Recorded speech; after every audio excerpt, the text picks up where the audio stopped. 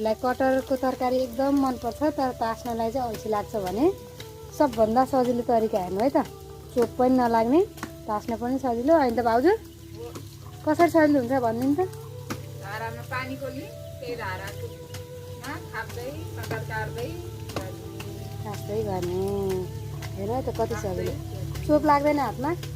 Chop जति पानीले पखाल्छ पानीले पकाउँछ है। चोप एउटा हात लाग्दैन, तेल लगाएको भन्दा सजिलो हुन्छ। तेल लाएर कटर तास्नुभन्दा पनि यसरी धाराको पानी खोलेर चाहिँ कटर तास्न एकदम सजिलो, सबभन्दा सजिलो उपाय। चोप पनि लागेन, सजिलैसँग तास्न पाइयो। मुनि के राख्नु भएको छ? काठको टुक्रा एउटा, होइन त। ल त्यति भएपछि सजिलो।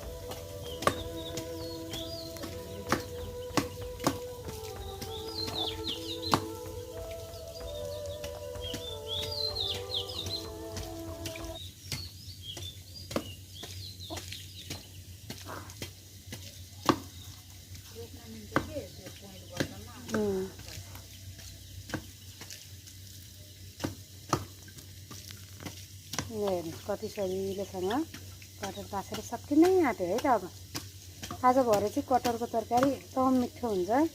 मौसम पनि चिसो चिसो जाडो जाडो छ। कटरले गर्मी गर्ने भएको भएर यो अलि चिसो भएको दिन खाँदा राम्रो।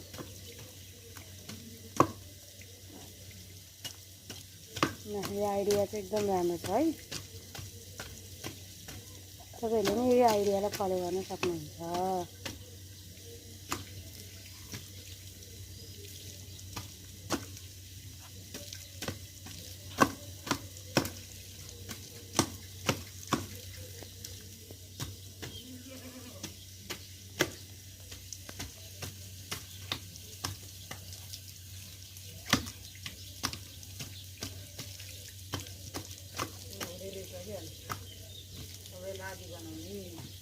त्यसलाई यहीँ आधी बनाउने।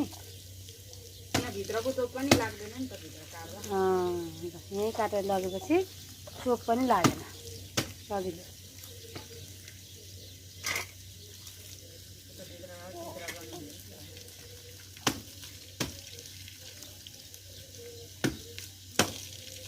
मलाई चाहिँ यो तरिका एकदम धेरै मन पर्यो।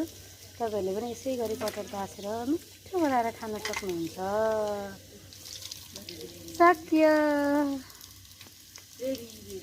रेडी भयो खै। ल